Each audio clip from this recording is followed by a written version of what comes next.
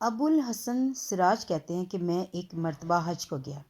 میں طواف کر رہا تھا، میری نگاہ ایک حسین عورت کے پر پڑی جس کے چہرے کا حسن چمک رہا تھا۔ میں نے کہا واللہ ایسی حسین عورت میں نے نہیں دیکھی جس کے چہرے کی ساری رونق اس کی وجہ سے ہے، اس کو کوئی غم کوئی رنج نہیں پہنچا۔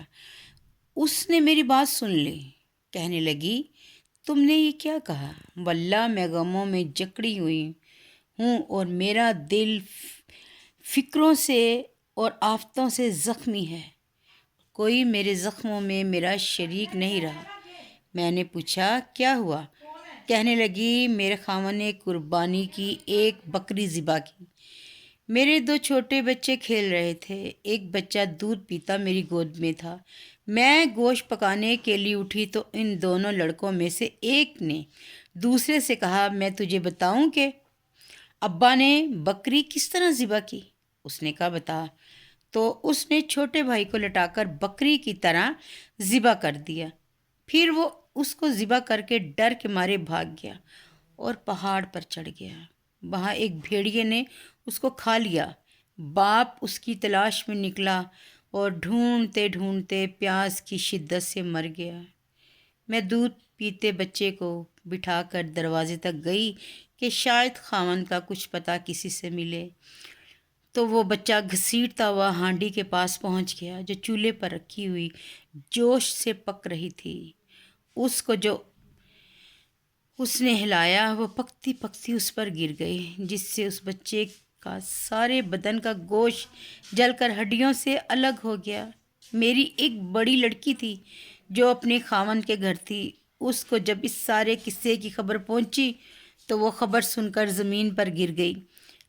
اسی میں اس کی موت مقدر تھی، وہ بھی مر گئی۔ مقدر نے ان سب کے درمیان سے مجھے اکیلی چھوڑ دیا۔ میں نے ان مصیبتوں پر تجھے کس طرح صبر آیا؟ میں نے کہا ان مصیبتوں پر تجھے کس طرح صبر آیا؟ وہ کہنے لگی جو شخص صبر اور بے صبری میں الگ الگ غور کرے اور وہ ان کے درمیان میں بیت پائے گا۔ صبر کا انجام محمود ہے اور بے صبری پائے کا کوئی اجر نہیں ملتا۔ پھر اس نے 3 شعر پڑھے اور چل دی، جس کا ترجمہ یہ ہے کہ میں نے صبر کیا اس لیے کہ صبر بہترین اعتماد کی چیز ہے اور بے صبری سے مجھے کوئی فائدہ پہنچ سکتا تو کرتی۔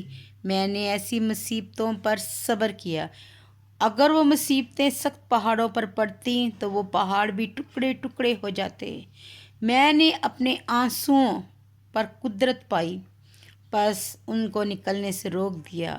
اب وہ آنسو اندر ہی اندر میرے دل پر گر رہے ہیں۔ سبحان اللہ۔